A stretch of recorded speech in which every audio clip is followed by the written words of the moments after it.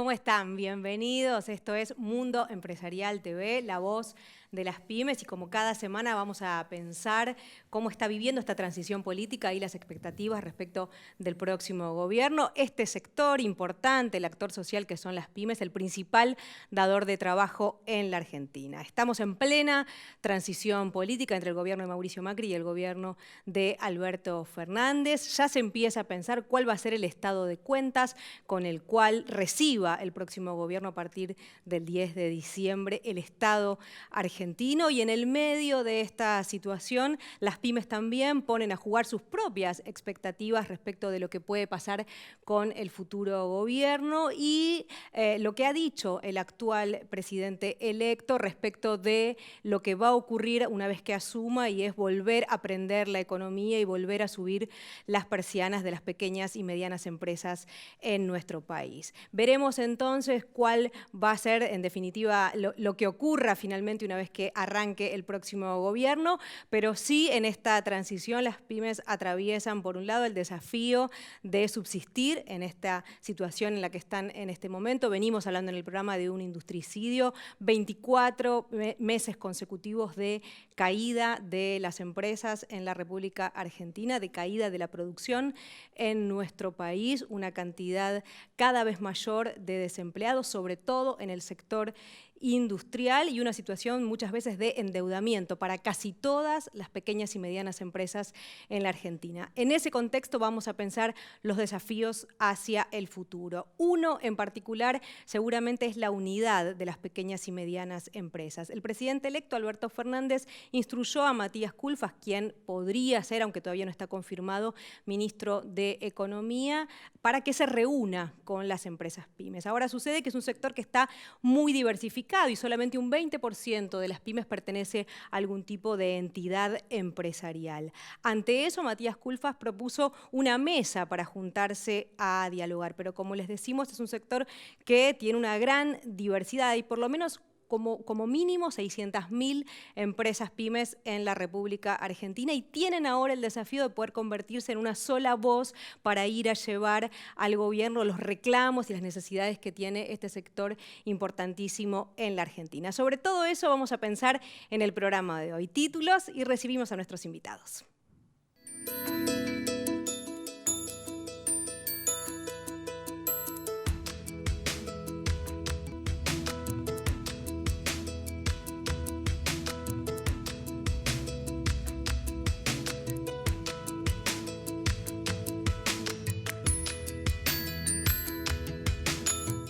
Recibimos a nuestros invitados de hoy. Por este lado, Augusto Santucho, empresario metalúrgico. Gracias, Augusto, por venir. Muchas gracias por la invitación.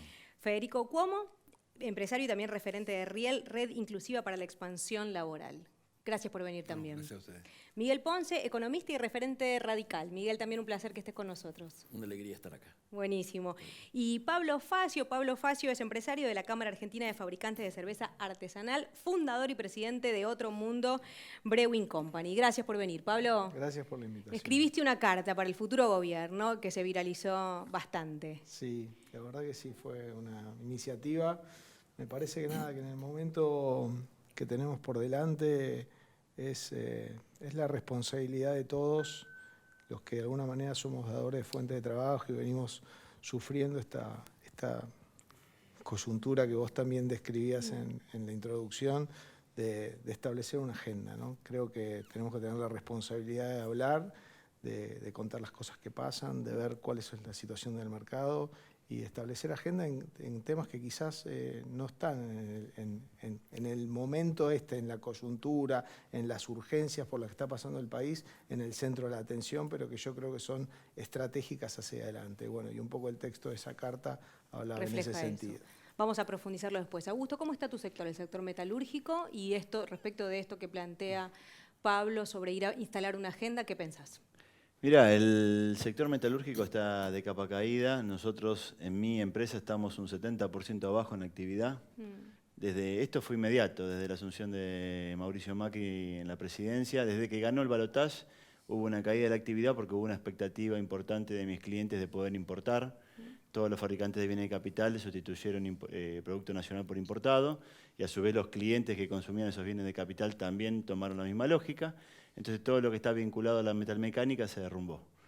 Fuimos transformando el negocio como para poder llegar vivo al día de hoy, y ahora con buenas expectativas, y te diría que el mismo efecto que ocurrió después de ese domingo de balotaje, cuando ganó Macri sobre Scioli, ocurrió este domingo cuando ganó Alberto en primera vuelta. Te puedo asegurar que automáticamente se me empezaron a generar oportunidades nuevas, digamos, clientes que estaban prácticamente cerrados, con presupuestos nuevos y ventas concretas. Digamos, algo se reactivó. Y la semana previa a las elecciones, cuando todo el mundo pensaba que el dólar podía llegar a dispararse, fue la semana récord de venta en todo el año. Digamos, yo felicito la medida de haber bloqueado la venta de dólares a empresas, básicamente, porque todos esos excedentes de pesos, los clientes lo que están haciendo es comprar mercaderías, para poder de alguna manera dolarizar esos fondos. Y otro tema que aporto, que tiene que ver con tu introducción, estoy muy esperanzado con el nuevo gobierno. Yo en el 2009, cuando recién me iniciaba en la gremial empresaria, mi primera reunión trascendente dentro del mundo de la política fue con Matías Culfas, cuando era director del Banco Nación, o en el 2010. Y lo que vos comentaste de la necesidad de la unidad del espacio PYME, él me lo comentó y me pidió expresamente que trabajara para ese tema en aquellos años. Yo hice lo que pude con Federico y con un montón de dirigentes que nos fuimos conociendo, pero ahora que Matías va a tener la responsabilidad y la oportunidad de poder llevar esto adelante, no tengo duda que lo va a hacer y lo va a hacer muy bien. Federico, y por tu lado, asentías mientras... Bueno, la situación es generalizada en las pymes. Nosotros embotellamos agua, estamos con una caída del 75%, es promedio. Yo creo que el gran problema y el gran desafío es la unidad. Creo que uno de los pocos sectores que no entendió la lógica y la tendencia de la unidad en todos los sectores de la política y de la vida social e institucional de la Argentina fuimos las pymes. Y bueno, estamos trabajando para eso, junto con 12 organizaciones, hicimos la Mesa Nacional de Unidad PYME. Y bueno, ahí vamos caminando. Lamentablemente, vos mencionabas algo correcto, que solo el 20% de las pymes están asociadas. Hay que entender también que ese 20%, cuando un gobierno plantea políticas, Pablo recién hablaba, ¿no?, de poner una agenda. Yo creo que la agenda, primero nosotros la tenemos que poner entre nosotros, de ver cómo hacemos para organizarnos políticamente. Porque acá puede venir el mejor planteador de políticas públicas para el sector productivo del mundo, y en Argentina el Estado le habla a las pymes y le llega al 2% nada más. Porque el 20% que vos decís son personas que pueden estar asociadas a una cámara, pero no tienen diálogo. También la característica de las instituciones en la Argentina, y sobre todo con el macrismo, es paupérrima. O sea, el nivel dirigencial e institucional ha decaído enormemente. No solo en el gobierno, sino especialmente en las cámaras empresarias. Miguel, ¿cómo ves vos a las pymes en este contexto y como dirigente político y economista? Sí. Yo llevo, y esto no es políticamente correcto decirlo, 50 años laburando en las pymes. Fui subsecretario de Industria y Comercio entre el 83 y el 89, así que se imaginarán, volvíamos de la dictadura, cuando el tema de hacer una inversión de un tornillo en Capital o en Gran Buenos Aires estaba prohibido, era casi subversivo, ¿no? Sí. Entonces, haber vivido esa etapa y desde entonces estar pegado a ella, sobre todo en su intento de internacionalización, esto que ellos cuentan de la diáspora que hay, es un tema histórico, no es un tema de hoy, es un tema histórico. Pero también hay que comprender, diríamos, la psicología del PYME, en el sentido de que los grandes están más organizados y están más unidos porque además tienen... alguno puede dedicarse exclusivamente a la función gremial. El PYME tiene que ir a la mañana tratando de conseguir el mejor precio de su proveedor. Después tiene que correr al banco cuando abre. Después tiene que ver de qué manera levanta tal cheque.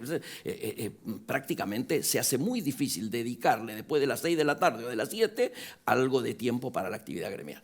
Al margen de que yo creo que ha habido una política muchas veces desde el propio gobierno para precisamente desahuciar esta posibilidad, y además se ha especulado con que la división, por supuesto, permitía que avanzaran ciertas otras políticas empujadas obviamente por los grandes. Porque, ojo, el proceso de concentración que se da en la Argentina no solo se da en el tema empresario, en el tema comercial. La primarización y la concentración del comercio exterior en el país es monstruosa. Y esto yo creo que es uno de los temas a plantear ahora. Por eso, cuando hablan de agenda, yo digo, me parece bárbaro, pero además Por suerte estamos escuchando que la primera iniciativa parlamentaria que va a surgir es la posibilidad de algo de lo que venimos reclamando desde, no sé, de antes que asumiera Macri. Yo vengo diciendo la necesidad de que el acuerdo político, económico y social se institucionalice, es decir, que haya un consejo político, económico y social. Bueno, estoy escuchando que Massa, una de las primeras iniciativas que está planteando en el Congreso es esta. Obviamente eso hay que apuntalarlo con toda la fuerza porque esta, la de las pymes, tiene que ser una de las políticas de Estado. No se puede estar cambiando cada gobierno que viene, llegar con el síndrome Juan de Garay o Pedro de Mendoza, la historia empieza cuando yo llego. No, acá hay que ir aprendiendo de lo que es las experiencias históricas del sector para tratar de ver qué ha servido, qué no ha servido, a qué cosa no se puede volver más y elaborar una política a largo plazo que trascienda, ¿no es cierto?, varios gobiernos y que además lo quitemos de la competencia interpartidaria. Bien, este es un bien. poco el esquema. ¿Puedo? ¿Un minuto? Claro. Miguel, pero la verdad que nosotros vamos caminando un pacto social donde las pymes no van a estar sentadas. Por supuesto. Esta es la realidad. Bueno, y todo lo que somos pymes, te que digo, somos tipos inteligentes, que hemos constituido total un acuerdo, capital, total y que acuerdo. algunos de nosotros, yo hace 28 años soy empresario, Total tenemos que tener una conciencia colectiva. Coincido totalmente. ¿Por qué? ¿Por qué es ese tema? Ustedes fíjense lo que ocurrió semanas atrás. En UIA, en el coloquio de ideas, sí, pues el que lo hizo el tipo de la UIA, agarra y se anuncia, ¿no es cierto?, que viene un pacto. ¿Pero qué tipo de pacto? ¿Y qué originó ese anuncio? Se hablaba de un pacto económico y social solamente, es decir, precios y salarios, o sea, corporativo. ¿Qué han hecho los muchachos? ¿Cómo reaccionaron? Primero, te dijeron en la cara, salimos a remarcar para hacer colchón, porque esto va a implicar congelamiento. Pero además, ellos supusieron que el congelamiento también implicaba congelamiento de no echar gente. Entonces, ¿qué hicieron las grandes? Empezaron a echar gente ahora. Y entonces cerró una planta de Ledesma, una de Arcor, y estamos dando nombre y apellido, una de Unilever, con todo lo que implica de cierre de las pymes proveedoras de eso. Entonces, a ver, creo que lo importante por eso es que sea un acuerdo político, económico y social, porque entonces la política va a hacer que las pymes estén adentro. Si no, vamos al pacto corporativo entre, obviamente, lo más pesado y lo más grande. Bien, y vos, Pablo, esto que están hablando de la necesidad de la unidad y las expectativas, ¿cómo lo ves? Mira, respecto de la unidad, para muestra basta un botón, ¿no? Yo participo de 2 cámaras de productores de cerveza artesanal, que es casi... La verdad es que nos equivocamos, tendrías que haber traído cerveza. Pues Cierto. la próxima, La si verdad. si hay segunda invitación, viene con Dale, cerveza. dale, porque te voy a decir la verdad, lo pensé y me olvidé. ¿Sí? Está, Bueno. está hecho. Con lo cual, el absurdo de que en un universo, no sé, que seremos 600, 800 empresas elaboradoras de cerveza artesanal, haya 2 cámaras. Claro. No nos podemos poner en cuenta entre 600 tipos, que muchos de los cuales son cuentapropistas o empresas chiquitas, y que todos, más o menos, tenemos los mismos intereses, Sí, ¿no? claro. Los problemas con el sindicato, el tema de las tarifas, no sé, N cantidad de cosas.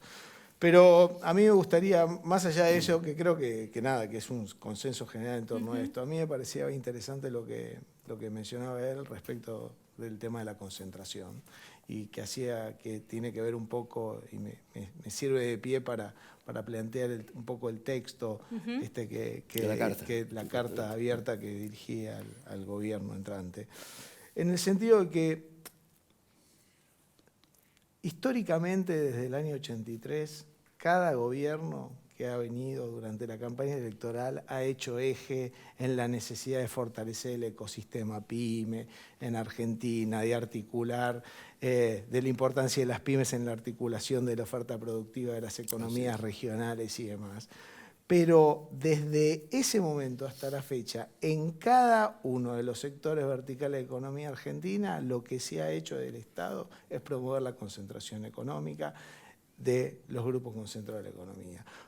En mi industria en particular, que solamente es a modo para ejemplificar, porque en el mundo del agua puede pasar lo mismo, en el mundo de los panificados, en el mundo de la cerveza había, cuando empecé yo, 6 grupos cerveceros. ¿No? Ni hablar 30, 40 años atrás que había 20, ¿no? Porque la cerveza era un fenómeno muy regional. ¿Qué ha pasado desde ese momento hasta la fecha? Esos 6 grupos se transformaron en 2, que hoy oligopolizan el mercado de cerveza en Argentina. A ver, y se llega a esta situación después de que todas las agencias de control que debieran estar monitoreando las concentraciones económicas, tratando de que no haya prácticas anticompetitivas o abuso de posición dominante por parte de los actores que son más importantes en el mercado, les han favorecido cuanta presentación para concentrarse han hecho.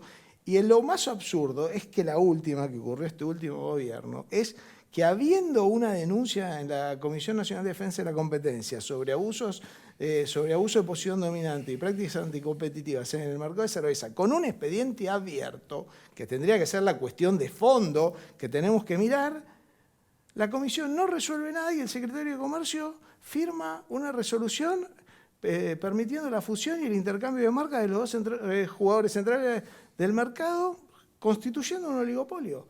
Pero entonces esta situación, digamos, la tenemos que visibilizar. Y yo sé que quizás decir estas cosas a mí me traía problemas, pero es nuestra responsabilidad hacerlo. Es casi un acto de autodefensa que tenemos que hacer. Entonces, nada, a mí me parece de nuevo que hay una necesidad urgente de que se jerarquice a las agencias de control y que este tema está arriba de la mesa, porque si no, este tema no se habla. Claro. El no te metas de Argentina en materia económica es este. Che, no, de eso no te metas porque hay gente muy pesada. Total, ellos después arreglan con el presidente y le prometen que van a poner una plantita acá, una plantita allá.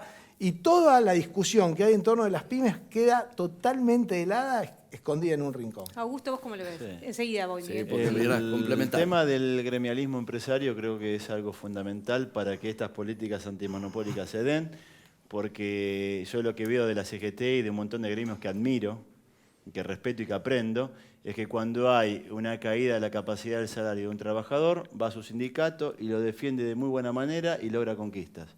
En nuestro caso, nosotros tenemos el título de Cámara, pero a mí me encantaría que seamos un sindicato donde también nuestras caídas en la participación de la economía sean defendidas por este sindicato que nos debería aglutinar. Y eso existe en Alemania, existe en Italia, que funciona mal, porque Italia la verdad que no es un ejemplo para dar hoy en día, pero hay una ley que regula todo esto. No puede ser que en Argentina haya 3.000 cámaras.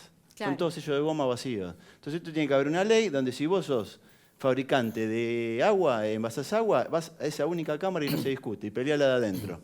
La podés ganar, la podés perder, podés tener más relevancia o menos, pero es el único lugar donde vos podés discutir y nadie puede abrir otro sello y tiene que estar prohibido y tiene que haber una ley que lo regule. Eso tiene que ser así, si no va a seguir siendo, digamos, en el gremialismo empresario hay muchos dirigentes que viven de la función de gremialismo. Así es. Y eso hace que se desvirtúe la verdadera función, que es defender los intereses de los asociados. Y Bien. además se pierde conexión con la realidad. Totalmente, porque si vos no pagás quincenas, si vos no tenés, digamos, una industria que atender, perdés noción de la realidad. Sí, lo mismo que ocurre con los sindicalistas, tal vez. ¿no? También Bueno, es necesario tener funcionarios en las cámaras, porque como dice muy bien el compañero, vos trabajás todo el día, después de 12 horas de trabajar, el correligionario. Correligionario, por favor. No, fíjate, voy a traer un hecho histórico, lo que vos decías también, ¿no es cierto?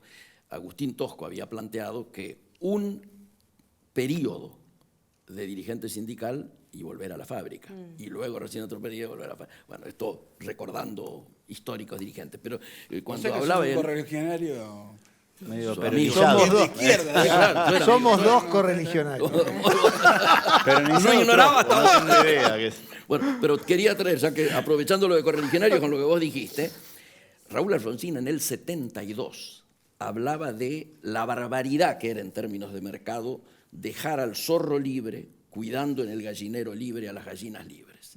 En este gobierno hemos tenido muchos gallineros y muchos zorros libres a cargo. A ver, no podés poner en el área, él hablaba de posiciones monopólicas, de concentración, hablaba, ¿no es cierto?, de todo lo que implica una situación de denuncia por algo que ocurre en un determinado mercado y resulta que el secretario de Comercio es el dueño de un supermercado, de una línea de supermercados, que además no solo está en representación de su empresa, la anónima, sino que además es un tipo activo en la Cámara Argentina de Supermercados. Claro. ¿Quién fue el principal protagonista en IDEA? El señor Brown, el padre de este. Entonces digo, o el tío creo que es, ¿no? Entonces, no jodamos. El tío. Me parece que es importante que claramente en el próximo periodo que venga, ya que estamos hablando de aprender de las experiencias pasadas, no pongamos más zorros a cuidar gallineros. Bien, les pregunto a los cuatro.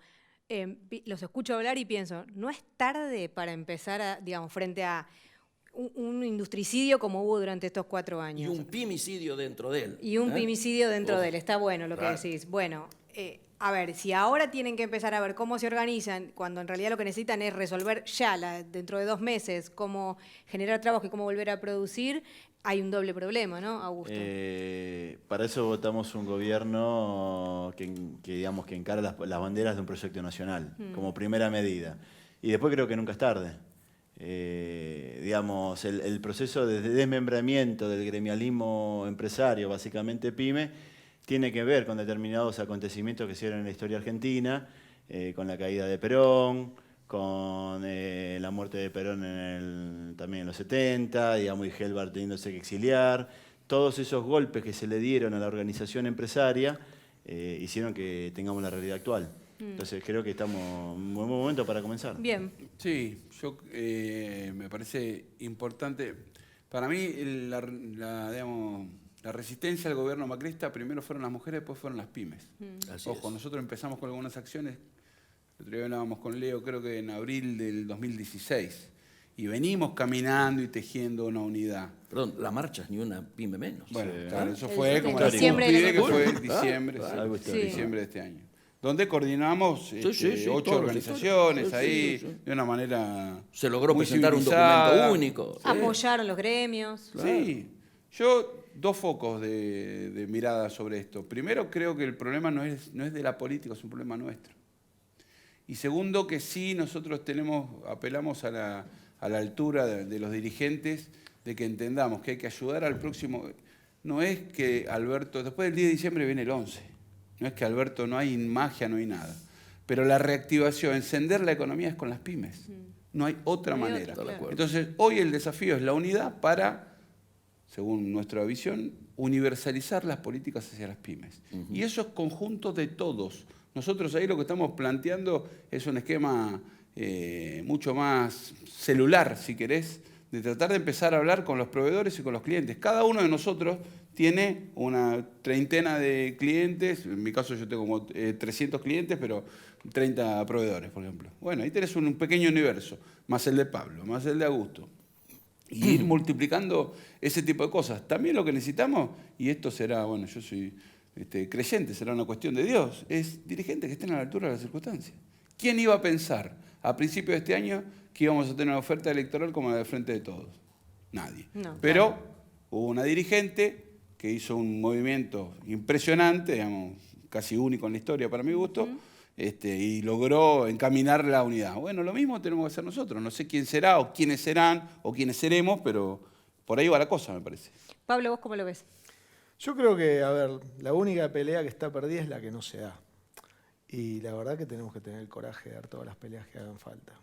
A ver, los únicos responsables de que este país sea un país diferente somos nosotros. Es el compromiso de cada uno de nosotros en construir ese destino conjunto. Así que, de nuevo, yo creo que los resortes del Estado para acompañar a las pymes están. Hay que tener la decisión política de avanzar en esa dirección. Y avanzar en esa dirección sin miramientos, sin la urgencia de la coyuntura. Porque acá lo que pasa es que a veces la urgencia de la coyuntura hace que los temas que son estructurales, como es esto, que este sí es un desafío estructural para el país, sean dejados para más adelante o se les se los ponga en un segundo plano. Y creo que ya no hay tiempo, que ya son muchas décadas de poner en un segundo plano las discusiones de fondo en Argentina. Y yo creo que esto que estamos hablando nosotros, de nuestra responsabilidad de construir una unidad empresaria y de articular una agenda con el gobierno, hasta ahora hemos fracasado en eso. Bueno, tenemos la obligación de seguir intentándolo. Bien, bien. Sí, sí. Federico, vos decías algo que me quedó resonando y es vamos hacia un esquema de pacto social en el cual en realidad las pymes no tenemos voz. Sin duda. Y es preocupante, ¿por qué? Por lo que te vengo diciendo, por lo que venimos diciendo todo, porque nosotros, recién nombrabas vos a Matías Culfas. A Matías, él lo conoció en el 2009, yo en el 2006, y a Matías le llegan 44 tipos a hablarle de los mismos temas. Claro. Del sindicalismo le llegan 2. Claro. De la provincia de Entre Ríos le llega 1. Sí, o solo Daer, claro. Claro, ponele, no importa. Sí, pero sí, digo, sí. nosotros tenemos, yo, con perdón de los trotskistas, siempre digo que las cámaras pymes somos peor que los trotskistas. Fui el otro día a una reunión, no, en serio, Claro. Que es verdad, fui el otro día. el ejemplo de él.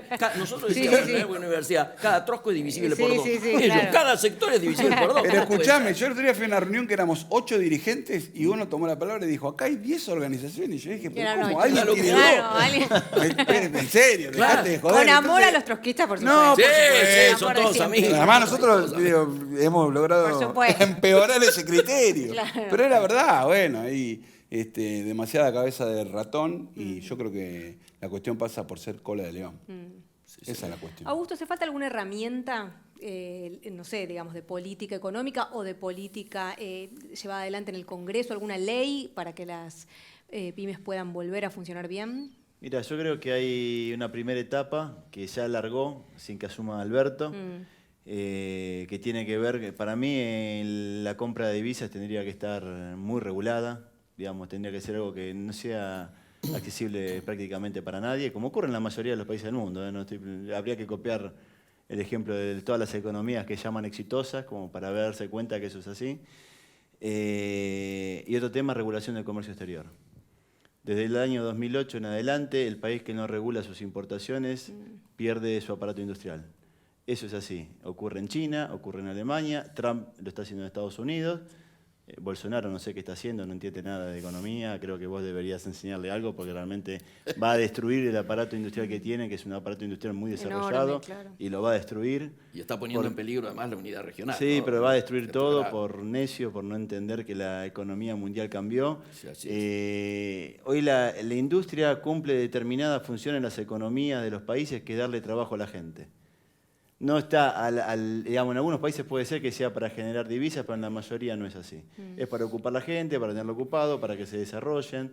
Entonces vos no podés competir de igual a igual con un país que subvenciona la producción o que le da tasa cero o que le da reintegro del 20% al que exporta. Y además eso le permite tener una determinada escala que vos acá, produciendo el 10% de lo que tu país competidor produce, no podés lograr la misma escala de costo. Entonces tenés dos elecciones, o fabricar o no fabricar. Chile eligió no fabricar hace muchos años. Nosotros, por suerte, tenemos el ADN industrial. No sabía, leí una nota el otro día que estamos en el puesto número 29 a nivel global en desarrollo industrial. No es joda, es muchísimo. Realmente, claro. Y estamos ahí para empujarlo. No creo que lleguemos a competirle de igual a igual a China, creo que nunca. Tampoco debería ser nuestro objetivo. Claro. Pero creo que la primera etapa es eso, regular importaciones, no acceder a la divisa para atesoramiento, hablo, ¿no? Sí, para importaciones. Y segunda escala empieza subsidios y crédito a los sectores que la política, que el Poder Ejecutivo de turno considere que son estratégicos. Creo que la energía, debe haber varios, pero la verdad no domino ese tema. Bien. Pero en línea con lo que está diciendo él, acá es muy importante comprender que si esto era así, 10, 15 años atrás, ahora esto se ha agravado mucho más por lo que se está viviendo. Estamos viviendo esto que se denomina la Revolución Industrial 4.0, que implica el Internet de las cosas volcado a las cadenas globales de valor, el proceso de robotización volcado a las cadenas globales de valor, la inteligencia artificial volcada a las cadenas globales de valor. Entonces, si nosotros no visualizamos que esto que vos bien decís, la necesidad de administrar el tema del comercio exterior, primero vamos a quedar afuera de la cancha y segundo, claramente el rol del trabajo y de la generación de empleo, con todo esto que hablamos de la Revolución Industrial 4.0, se va a recontra agravar. Si no hay una mirada estratégica de cómo protagonizar este tiempo industrial y las herramientas que por lo tanto debieran implementarse adaptativamente a esta nueva circunstancia,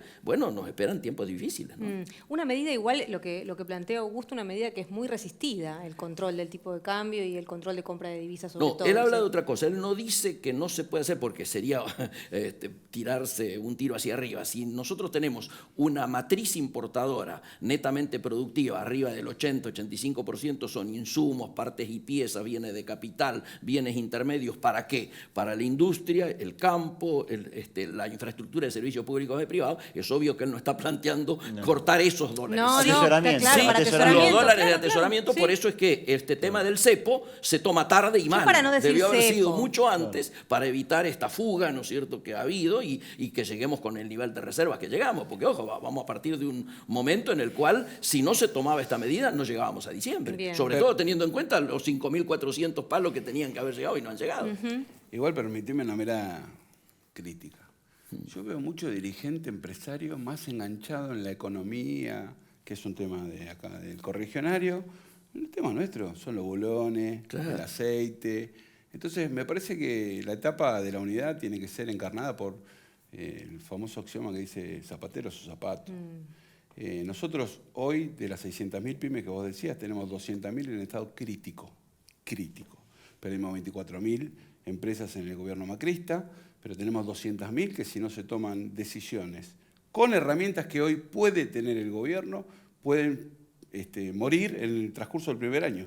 Por eso hay todo un desafío, el desafío es conjunto, yo insisto, lo pongo más del lado nuestro de los pymes que del lado de la política, pero también la política en esto tiene que atender la cuestión de una manera diferente de la que lo ha atendido en los últimos 20 o 30 años. Porque vos lo primero que tenés que hacer el 11 de diciembre es montar un hospital de campaña. Claro, Nosotros llegamos al 10 de diciembre con muertos, mutilados, heridos, tipo afectado en su cabeza. Digo, es como el regreso de los soldados de una guerra. La cuantificación de lo que él dice, cuando hicimos la primera marcha, ni una pyme menos, nos tiramos de los pelos porque estaban muriendo 15 por día. Sí. Cuando hicimos la última marcha, estaban muriendo 45 pymes por día. Habían pasado 4 meses, 5 meses. Tenemos que ir cerrando, pero quiero darte la palabra por última vez, que fuiste el único que no habló en esta última tanda. No, cuando hablabas de herramientas, yo creo que las herramientas están y a mí me parece que en esto, independientemente de los resortes del Estado, hay un tema que es importante para las empresas de consumo masivo como la mía, que es el tema de terminar de una vez de sancionar la ley de góndolas. Creo que es un tema que tiene que estar en la agenda, porque hasta tanto no se regule el tema de las participaciones en las grandes superficies y las pymes como la mía tengan menos del 1% de posibilidad de exhibir sus productos en una góndola en cualquiera de los canales, va a ser muy difícil, va a ser todo declamativo. Entonces, esto tiene que terminar de una vez, no podemos estar esperando que tengan un gesto de buena voluntad los actores centrales de la economía para con las pymes. El Estado tiene que entrar y decir, miren muchachos, nadie puede tener más del 20% de la góndola y hay que darle participación a los pequeños productores de las economías regionales, a las pymes y demás. Bien, buenísimo. La batalla se da ahí. Buenísimo, gracias a los 4 por haber venido, súper interesante, y un poco la idea del programa es esta, que podamos pensar en cuáles son los desafíos de las pequeñas y medianas empresas. De verdad, gracias a los 4. Muchas gracias a vos. Se quedan, si quieren más información, www.mundoempresarial.com.ar. Y en esta parte vamos a hablar del sistema ferroviario en la República Argentina, de los trenes en nuestro país. Para eso nos visitan José Cisternas, que es de la Cámara Argentina de Servicios, Desarrollos e Industrias Ferroviarias. José, gracias por venir. Gracias por invitarme. Y también estamos con Sergio Sacia, que es el secretario general de la Unión Ferroviaria. Sergio, también gracias. No, muchas gracias a vos. Bueno, planteemos un estado de situación. A los dos les pregunto. José, ¿cómo está el sector ferroviario en la Argentina terminando un periodo presidencial? Bueno, el sector ferroviario está con dificultades que vienen no de esta etapa, sino de muchos años, como todos conocemos. Fundamentalmente, nosotros creemos que la prioridad del sistema ferroviario está puesta en la carga, que es la que genera ingresos a la Argentina, y en ese sentido seguimos con un déficit muy importante. De vías, de equipamiento, se hizo un esfuerzo muy grande en la etapa de Florencio Randazzo, que terminó de culminarse en esta etapa, pero hay que recorrer todavía un camino largo, difícil, y si nos enfocamos en ese tema, creo que vamos a encontrar ahí una solución para los diferentes actores económicos de la Argentina, ¿no? ¿Vos, Sergio, cómo lo ves? Sí, comparto. Hay un contexto la Argentina, que todos sabemos cuál es, económico y social, muy difícil. Ahora pensando directamente en lo que necesita el país en materia logística, digamos así, que cumple un rol importante por todo lo que significa. El ferrocarril, nosotros entendemos que tiene que ser troncal para lo que es el desarrollo de la Argentina. Se han hecho inversiones, creo que llegó la etapa de generar políticas de Estado. Hoy el gobierno o la Argentina no tiene un proyecto real de articulación de los distintos modos de transporte que apunte a un desarrollo de todo un sistema de transporte y en donde el eje tiene que ser el ferrocarril. Y para eso hace falta decisión política e inversiones. Inversiones que se vinieron haciendo, no lo suficiente, y llegó la hora de hacer inversiones para desarrollar la industria local, la industria nacional. Hay muchos empresarios, muchos talleres en los cuales tienen capacidad operativa de, por ejemplo, fabricar vagones, fabricar coches. Hay una en la provincia de Santa Fe, por ejemplo, María Juana, que fabrica vagones y lo ha hecho para YPF, carboníferos, a un costo similar al que se paga o que se abona cuando vienen del extranjero. 100% de mano de obra argentina, 84% de componente nacional, quiere decir que todos esos componentes se hacen también en la Argentina, pequeñas y medianas industrias, y hay que apostar a eso. Vos impulsaste en algún momento, tu gremio quiero decir, ¿no? La realización de un prototipo y todo, y era todo de fabricación nacional. Todo fabricación nacional, y nosotros presentamos un proyecto en el Congreso de la Nación justamente para el fortalecimiento y el desarrollo de la industria ferroviaria. No fue tratado, lamentablemente, todo el arco político, ¿no? Esperemos que próximamente se trate. Yo creo que hay que apostar al desarrollo y al debate de qué ferrocarril queremos en la Argentina y de qué manera ayudamos a los pequeños y medianos productores, a los pequeños y medianos empresarios y principalmente a las economías regionales que hoy la están pasando mal, ¿no? ¿Por qué cuesta tanto esto que vos decías al principio, José, que hace décadas que es un tema que viene muy difícil en la Argentina, el tema del ferrocarril, y todos coincidimos en que es central para el desarrollo de las economías? Bueno, en primera instancia, como bien planteaba Sergio, no hay una definición de una política de Estado que se sostenga en el tiempo. No hay conciliación de intereses. Es decir, la dirigencia política en algunas etapas ha mirado al ferrocarril como un botín. En otras etapas lo ha mirado como un problema, ¿no? Ramal que para, ramal que cierra, para ser concreto. En otra etapa se visualizó la importancia no solamente desde el punto de vista económico, sino desde el punto de vista social. Y después, lo peor de todo es la no definición, que creo que es esta última etapa, ¿no? El dejar hacer. A mí me parece que hay sectores económicos y hay sectores del trabajo que tenemos pleno acuerdo en esto, porque nos interesa particularmente por nuestras familias, por lo que representamos, pero todavía la dirigencia política no se ha planteado una estrategia para el desarrollo ferroviario en un modelo de país. Creemos que nosotros tenemos un rol que aportar en ese sentido, por la experiencia, por las diferentes etapas que hemos transitado. Esperemos que en este nuevo gobierno poder ser escuchados, ¿no? Ojalá. ¿Y los trabajadores qué van a llevar a esta propuesta que está haciendo José, en la que vos planteaste al principio? También, nosotros de hecho la estamos debatiendo en lo macro del mundo del trabajo. Estuvimos la semana pasada reunidos todos los sindicatos del transporte en la CAT, la Confederación Argentina de Trabajadores del Transporte, justamente buscando un punto de encuentro para de qué manera podemos aportar la construcción de lo que se viene ahora en la Argentina. Y entendemos que es justamente presentar un plan con un proyecto estratégico, con una agenda a corto, mediano y largo plazo, de lo que vemos nosotros es cómo complementamos y aportamos a eso, a que todos los modos de transporte se complementen y se desarrollen. Que no sea una competencia camión versus tren, sino que se complementen en esa línea. Creo que ese es un gran desafío. No puede ser que hoy la Argentina se transporte menos del 5% de toda la carga en ferrocarril. Imposible que logremos un desarrollo, que logremos poder llegar a los puertos y poder exportar y para aportar al crecimiento de una nación y tan extensa como la nuestra, si no pensamos en desarrollar la industria férrea. En cualquier país desarrollado del mundo, el ferrocarril siempre es la columna vertebral. Hemos visto, uno que viaja a veces por justamente el debate de esta materia, se ven los camiones arriba de los trenes, que justamente forman parte de cómo se complementan entre ellos. Acá lo tratamos como que compiten.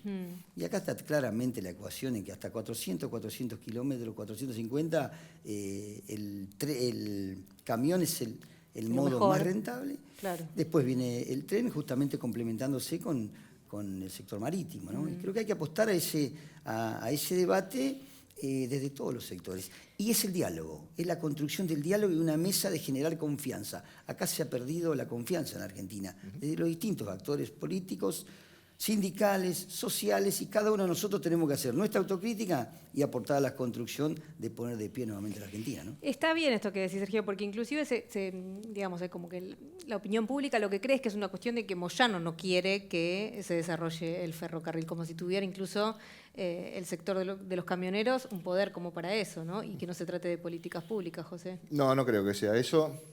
Primero creo que los camioneros tienen también una responsabilidad y la han asumido históricamente.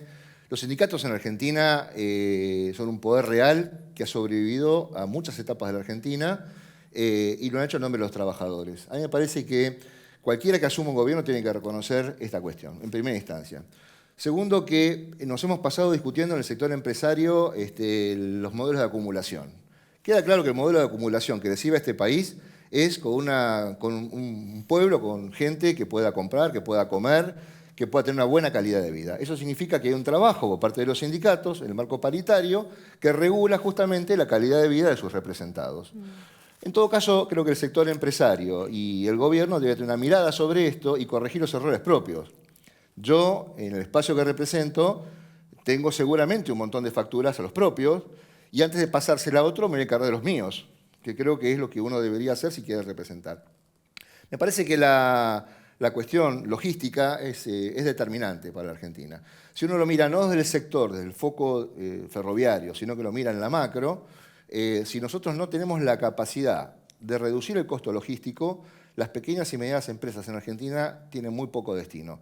Esto de las economías regionales, el desarrollo, tiene que ver con la logística. Una botella de agua cuesta más transportarla que fabricar su envase. Claro.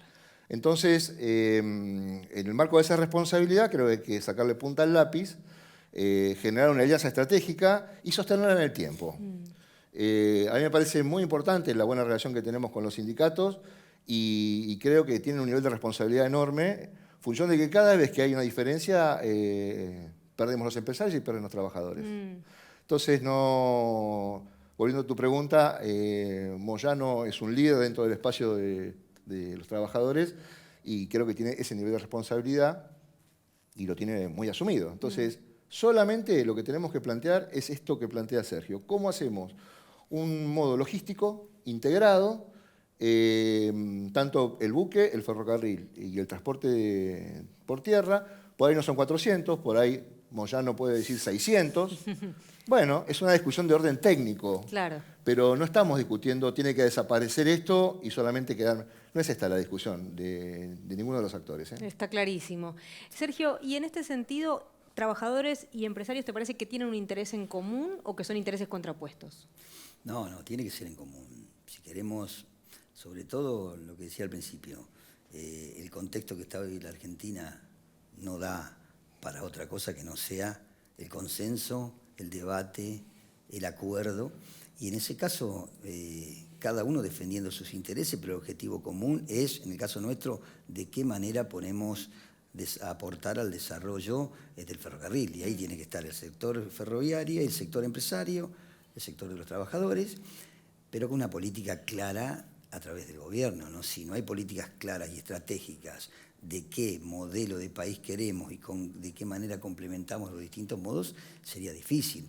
Yo abono, y ojalá se den en algún momento debates, inclusive a través de medios, de los distintos actores sociales, empresarios, trabajadores, políticos, justamente para decir, bueno, definamos y debatamos sobre qué ferrocarril queremos, qué sistema de transporte queremos. Nosotros estamos a disposición de eso, porque a veces medio se cambian las cosas. Tratan de enfrentarnos trabajadores contra trabajadores, pequeños empresarios contra grandes empresarios, cuando no se va directamente al eje, que es justamente el debate y qué queremos, y poder ser claros. Nosotros queremos ofrecerles a los trabajadores esto, y esta es nuestra agenda. El sector empresario dirá lo propio, y ahí busquemos objetivos comunes porque el objetivo es uno solo. Sí, y es central el rol del Estado. Enseguida vamos a ir al planteo del futuro. Les pregunto a los dos, esta semana la semana pasada se estuvo discutiendo sobre la posibilidad, o se echó a rodar un rumor en realidad, sobre que iba a haber un 35% de aumento inmediato una vez que asumiera el nuevo gobierno. Y algunos decían, seguramente es hasta una operación en contra, porque lo que va a ocurrir es que se salga a remarcar si va a haber un 35% de aumento. Daer decía eso. ¿Cómo lo ves, José? Este tipo de cosas que empiezan a circular y Mirá, y nosotros la respuesta que dio la CGT. dentro de la Cámara nuestra tenemos sectores industriales, tenemos sectores de servicios, de construcción, de obra. Cada uno ya ha hecho, ya se ha hecho. De hecho, por ejemplo, en el caso particular, una constructora, 28% en el mes de octubre. Es decir, yo creo que los números estos, cada gremio que participa en la cuestión tiene los criterios suficientes para ver si el margen le da para que esto ocurra o no ocurra. Posiblemente, no sea, por ahí, lo justo es el 50 o el 100, qué sé yo, no lo conozco. Claro, está Ahora, nosotros en esa discusión realmente es una estructura a nivel nacional, cada gremio lo hace con la contraparte que corresponde. A mí me parece que en el caso de la Cámara nuestra tenemos este mundo diverso, donde no tenemos ese planteo, nos parece que es duro la imposición. Creo que en el marco del diálogo, cada empresa o cada rama de actividad tiene una forma de compensar el esquema inflacionario, ya sea en cuotas, ya sea en monto, y esa discusión la daremos cuando se plantee. Digamos. Me parece que si a mí me preguntan cuánto quiero ganar, lo máximo posible. Correspondería que yo diga igual que 35, como dar. Pero las condiciones de Argentina por ahí no son estas. Está bien. ¿Y tu postura, Sergio? Hay que ser muy responsables y coherentes planteando la actualidad que tenemos. Creo que eso va a formar parte del plan del gobierno que asuma Alberto a partir del 10 de diciembre. Estoy convencido que nos va a convocar, hemos estado hablando. Y hay una realidad. Nosotros tenemos actividades que han perdido no solo muchos trabajadores, que se han cerrado pequeñas y medianas industrias, sino que tienen una pérdida de poder adquisitivo del salario muy importante. Tenemos otras actividades que realmente no han perdido mucho, que están muy parejas con el tema inflacionario o de pérdida de poder adquisitivo. Y en ese contexto hay que trabajar en la búsqueda de recuperar salario versus ese debate que tenemos que hacer. Sería una responsabilidad de todos decir, bueno, queremos X cantidad de aumento a partir del 10 de diciembre, sabiendo cómo está la Argentina y sabiendo que no se va a poder hacer. Por eso es muy bueno el tema del consenso en este sentido. Lo que sí hay que dejar claro es que el problema, como lo quieren plantear algunos, a veces empresarios y otros políticos, de que el problema son los costos laborales, que son las leyes laborales, las reglamentaciones o los convenios que tenemos nosotros. Eso está bien claro que, lo dijo Alberto de hecho, no hay país que se ponga en marcha quitando derechos a los trabajadores. En ese marco nosotros creemos que los trabajadores tenemos que ser actores centrales para el debate, el consenso, el disenso si es necesario, pero apostando a la reconstrucción de este país que ha quedado devastado realmente económica y socialmente hablando muy difícil, ¿no? Los trabajadores a partir de la CGT o a través de la CGT van a ser convocados a esta mesa de consenso social. ¿Y las pymes van a ser convocadas? Las pymes tenemos un camino de reconstrucción, no hay una sola estructura, no hay una representación unificada. Sí creo, en lo personal, que la pyme es un sujeto social nuevo que aparece como detonante, como determinante en el escenario de esta etapa. La sociedad acusa recibo de que este sujeto social da empleo, da salario y se distribuye en pequeños grupos. Con lo cual, tiene algún nivel de inmunidad cuando se alimenta a este sujeto frente a las grandes corporaciones que si cierran despiden a miles de trabajadores. Entonces, esa es la novedad, ¿no? Creo que hay que aprovechar y hay que hacerlo con responsabilidad y la conducción pyme fragmentada debería encontrar una representación para discutir, que es una tarea difícil porque por la práctica, digamos, de las pymes, hay lógicas comunes y hay cosas que son propias de cada actividad, que son particularidades. Pero bueno, los sindicatos tienen esa misma realidad y encontraron un camino. Nosotros lo encontraremos más temprano o más tarde. Esperemos que sea temprano, porque si no va a ser tarde. Está bien, está bien. Planteaban antes desafíos hacia el futuro y uno de los dos usó la frase, ¿qué tren queremos? Bueno, eso les pregunto, ¿no? Digamos, ¿qué querríamos que ocurra en la Argentina con los trenes y con el transporte de carga también? Sí, se habla mucho de logística. Yo abonando lo que decía José recién. Argentina es gran exportadora de materia prima. Exportamos soja, exportamos maíz, lo que sea. ¿Por qué no pensamos en darle valor agregado a eso y a la soja, transformarla en harina de soja, en aceite de soja y exportar realmente materia prima con valor agregado? Eso generaría seguramente más desarrollo en las pymes, más empleo y que nosotros vayamos nuevamente moviendo la rueda del desarrollo de la industria nacional, que es la que más ha perdido acá en la Argentina. Con esa mirada considero que hace falta tener una agenda concreta y clara de qué modelo de ferrocarril necesita, no que queremos los trabajadores, necesita la Argentina para bajar los costos de logística y principalmente para desarrollar la pequeña y mediana industria y las economías regionales. Yo considero que hay que apostar a las inversiones a corto, mediano y largo plazo de los trenes de cargas, en infraestructura, que se ha hecho bastante, pero falta mucho. Considero humildemente que no se ha pensado en un desarrollo estratégico de cómo se hicieron las inversiones, si bien se hicieron muchas, pero creo que no se ha pensado estratégicamente de que quiero este ramal de acá hasta acá, en estos kilómetros, porque pienso a 4 o 5 años transportar el 20% más de toneladas con X cantidad más de vagones, yo creo que esto no está hecho, y creo que hay que repensar el sistema de ferroviario en base a cómo es la Argentina hoy y en base a las necesidades que tenemos para desarrollar, ¿no? ¿Qué tren queremos, José? Para vos también la misma pregunta. Bueno, coincido plenamente con lo que plantea Sergio. Quiero sí ser medio rupturista en este concepto. El Estado argentino no da más. No da más.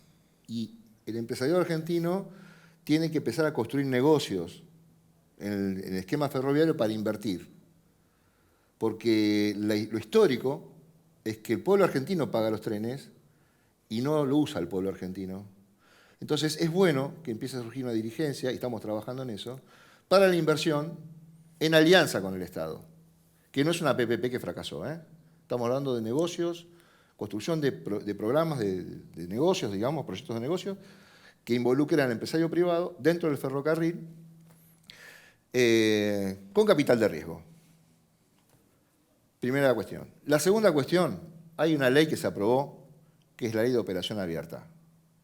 La ley de operación abierta significa que yo tengo mi locomotora y mis vagones, voy al Estado o al que regule y le digo, quiero, señor, usar como peaje las vías, déjenme correr. ¿Por qué es importante poner en marcha esta ley que ya está aprobada y está reglamentada, pero no está aplicada? ¿Por qué? Porque si viene él, vos, yo y 5 más, cada uno con su locomotora y sus vagones, porque encuentra un negocio, esas locomotoras y esos vagones se van a desgastar. Y va a haber que cambiarle las ruedas, va a haber que hacerle la chapa, la pintura, va a haber que comprar repuestos, va a haber que fabricar repuestos, va a haber que competir. Y los precios logísticos, si competimos, van a poder encontrar un punto de regulación.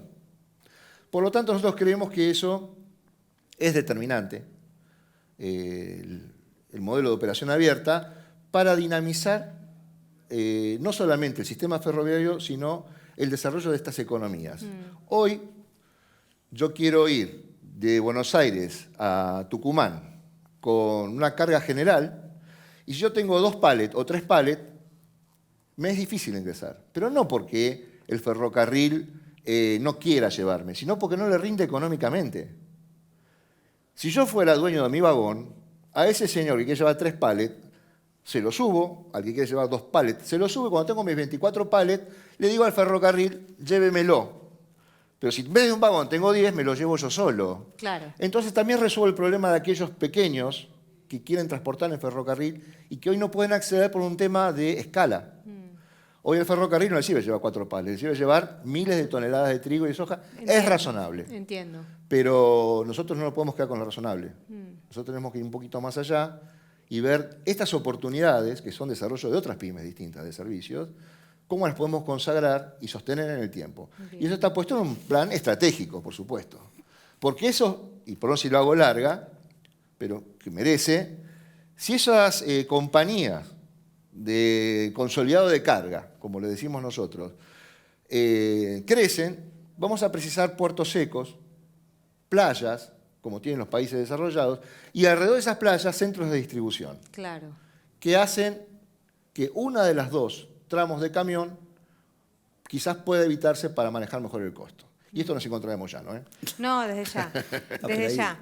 Bueno, vamos cerrando. Lo último, Sergio, que te pregunto es, hoy en la Argentina, este es un sistema, el ferroviario, es un sistema, se lo pregunto a los dos, Sí. que está en manos del Estado la inversión o en manos de privados. ¿Es un sistema que está privatizado o es del Estado el sistema ferroviario? El sistema ferroviario nunca se privatizó, se concesionó. En materia de cargas, que es lo que más estamos hablando ahora, hay, digamos, la mitad o un poquito más bajo la órbita del Estado Nacional y después hay 3 concesionarios de cargas que son estratégicos esas líneas, que es Nueva Central Argentino, Ferrosur y Ferro Expreso Pampeano. Ahora, es muy difícil articular cuando uno hace, es un empresario que maneja en muchos casos su propia carga y otro trata de buscar cargas a nivel general. Yo creo que esto es lo que hay que unificar y tener un plan estratégico de desarrollo. Hago un ejemplo muy claro. Este gobierno hace 1 año y medio quería cerrar o clausurar por un tiempo todo el ramal de Urquiza que va por toda la Mesopotamia. Nosotros los sindicatos, buscando potenciales productores que quieran invertir y transportar carga, porque la excusa del gobierno era que no había carga, conseguimos la carga, conseguimos lo que iban a invertir y aportar, y hoy está transportando el ferrocarril Urquiza más que cuando se estaba por clausurar. Es decisión política en este sentido. Reglamentaciones claras, leyes claras y política de Estado que apunten a sostener y desarrollar nuestro querido ferrocarril que creo que es importante para toda la Argentina, ¿no? Sin duda. ¿Querés agregar algo a esto? Y con esto cerramos, José. No, simplemente que tenemos un camino difícil, arduo, como todos los argentinos, y la gran ventaja que tenemos con Sergio y con otros actores del sector, altos niveles de coincidencia, que hace que la cosa se pueda llevar mucho más rápido y bien, digamos, ¿no? Gracias a los dos por haber venido. Gracias por muchas la gracias. invitación. Trabajadores y empresarios pymes representados en este programa, que es Mundo Empresarial TV. Gracias y hasta la próxima.